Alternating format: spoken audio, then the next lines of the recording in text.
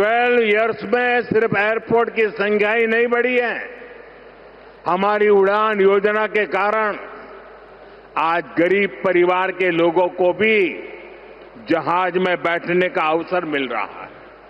इस योजना ने गरीब से गरीब को अपना सपना पूरा करने में मदद की है। कुछ दिन पहले ही सरकार ने उड़ान योजना के दूसरे फेज की शुरुआत की है। इस पर भी 29,000 करोड़ रुपीस खर्च किए जाएंगे। మిత్రులారా, ఈ 12 సంవత్సరాల్లో కేవలం ఎయిర్పోర్ట్ తాలూకా సంఖ్య మాత్రమే పెరగలేదు. మన ఉడాన్ పథకం వల్ల పేద కుటుంబాలకు చెందిన ప్రజలు కూడా మొదటిసారి విమానంలో ప్రయాణించే అవకాశం వాళ్ళందరూ పొందారు.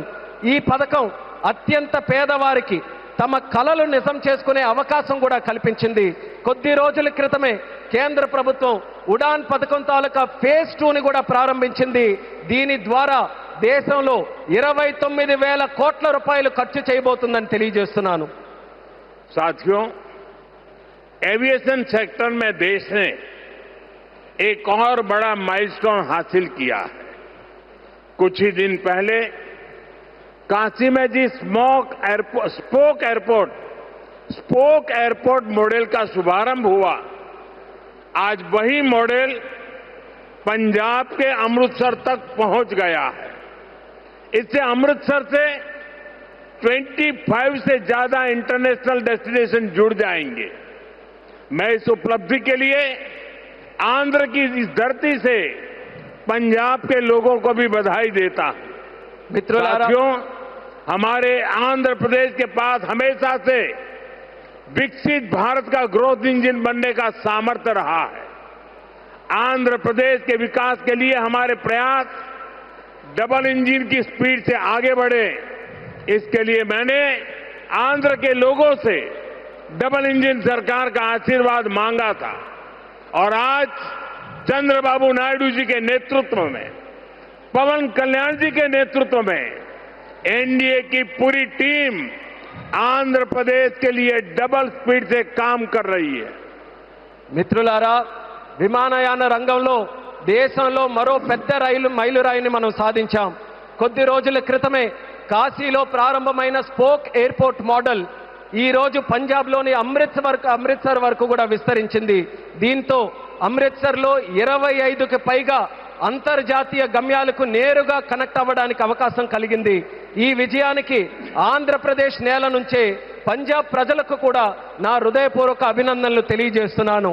అలాగే మిత్రులారా, వికసిత్ భారత్ నిర్మాణంలో ఆంధ్రప్రదేశ్ ఎప్పుడూ కూడా ఒక గ్రోత్ ఇంజిన్ గా నిలిచే సామర్థ్యం కలిగి ఉంది. ఆంధ్రప్రదేశ్ అభివృద్ధి కోసం డబుల్ ఇంజిన్ వేగంతో మా ప్రయత్నం ముందుకు సాగాలని నేను ఆంధ్ర రాష్ట్ర ప్రజలకు డబుల్ ఇంజిన్ ప్రభుత్వం కోసం ఆశీర్వాదాన్ని నేను కోరాను. ఈ రోజు చంద్రబాబు నాయుడు గారి నాయకత్వంలో, పవన్ కళ్యాణ్ గారి నాయకత్వంలో ఎన్డీఏ టీం మొత్తం ఆంధ్రప్రదేశ్ అభివృద్ధి కోసం డబుల్ వేగంతో పనిచేస్తుందని గర్వంగా తెలియజేస్తున్నాను. साथियों, आज देश ब्लू इकोनॉमी को लगातार मजबूत कर रहा है। हमारा विजन है कि पूरा क्षेत्र कोस्टल इकोनॉमिक कॉरिडोर के रूप में विकसित हो। इसी लक्ष्य के साथ विशाखापट्टनम से कृष्णापट्टनम तक हमारे पुराने पोर्ट्स को आधुनिक रूप दिया जा रहा है। इसके अलावा मुलापेटा और रामायापट्टनम में हम नए पोर्ट भी बना रहे हैं। మిత్రులారా, ఈ రోజు దేశం బ్లూ ఎకానమీని నిరంతరం బలోపేతం చేస్తుంది. మా విజన్ ఈ మొత్తం ప్రాంతాన్ని ఒక కోస్టల్ ఎకనామిక్ కారిడార్ గా అభివృద్ధి చేయడం. ఈ లక్ష్యంతో విశాఖపట్నం నుంచి కృష్ణపట్నం వరకు మన పాత పోర్ట్స్ అన్నిటినీ కూడా ఆధునీకరిస్తున్నాం. అదే సమయంలో మూలపేట మరియు రామయ్యపట్నంలో కొత్త పోర్ట్స్ ని కూడా మనం నిర్మించబోతున్నాం.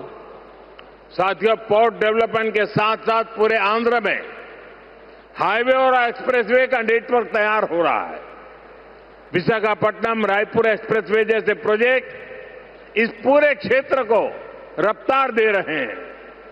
మిత్రులారా, పోర్టుల అభివృద్ధితో పాటు ఆంధ్రప్రదేశ్ మొత్తం హైవేస్, ఎక్స్ప్రెస్వేస్ నెట్వర్క్ ని విస్తృతంగా పెంచుకుంటూ పోతుంది. విశాఖపట్నం రాయ్పూర్ ఎక్స్ప్రెస్ వే వంటి ప్రాజెక్టులు ఈ ప్రాంతానికి సరికొత్త వేగాన్ని అందిస్తున్నాయి.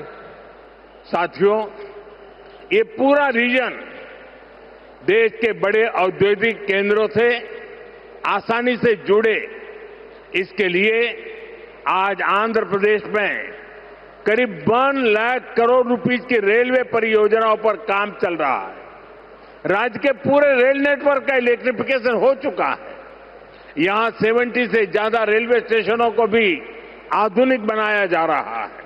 మిత్రులారా, ఈ ప్రాంతం మొత్తం దేశంలోని ప్రధాన పారిశ్రామిక కేంద్రాలతో మరింత సులభంగా అనుసంధానం అవ్వడానికి ఈ రోజు ఆంధ్రప్రదేశ్లో దాదాపు 1,00,000 కోట్ల రూపాయలు విలువైన రైల్వే ప్రాజెక్ట్స్ తాలూకా పనులు కూడా జరుగుతున్నాయి. రాష్ట్రంలో రైల్వే నెట్వర్క్ అంతా ఇప్పటికీ పూర్తిగా ఎలక్ట్రిఫికేషన్ అయ్యింది. అదేవిధంగా 70కి పైగా రైల్వే స్టేషన్లు కూడా ఆధునీకరిస్తున్నాం.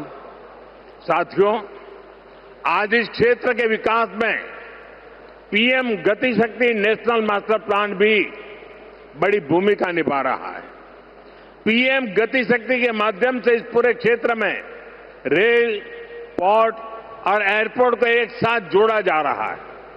जब यहां ये आधुनिक लॉजिस्टिक नेटवर्क तैयार हो जाएगा तो उद्योगों को बेहतर कनेक्टिविटी मिलेगी, किसानों को फायदा होगा और ईज ऑफ डूइंग बिजनेस भी बढ़ेगा।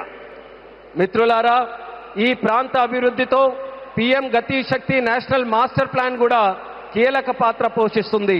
పీఎం గతి శక్తి ద్వారా రైల్ కానీ, పోర్టు కానీ, ఎయిర్పోర్ట్లు కానీ ఒక సమగ్ర నెట్వర్క్గా అనుసంధానం చేస్తున్నాం.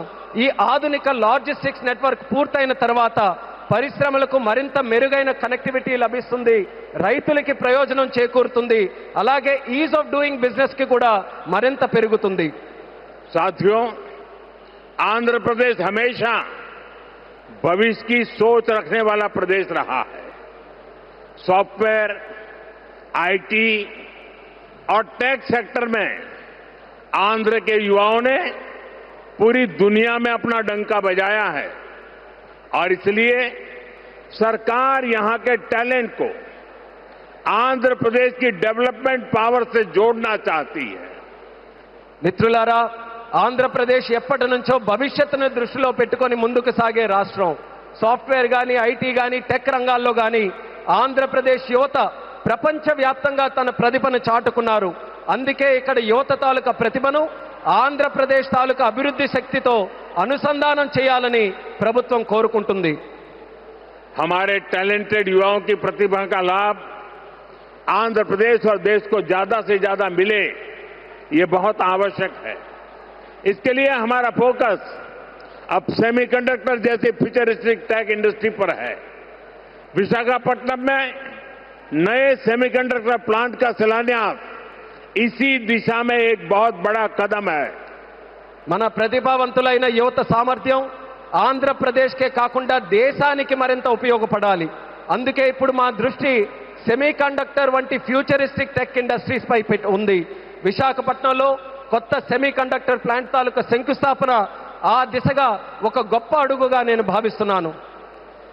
चंद्रबाबू के नेतृत्व में हमारा आंध्र अब सॉफ्टवेयर के साथ साथ मैन्युफैक्चरिंग का भी हब बनेगा.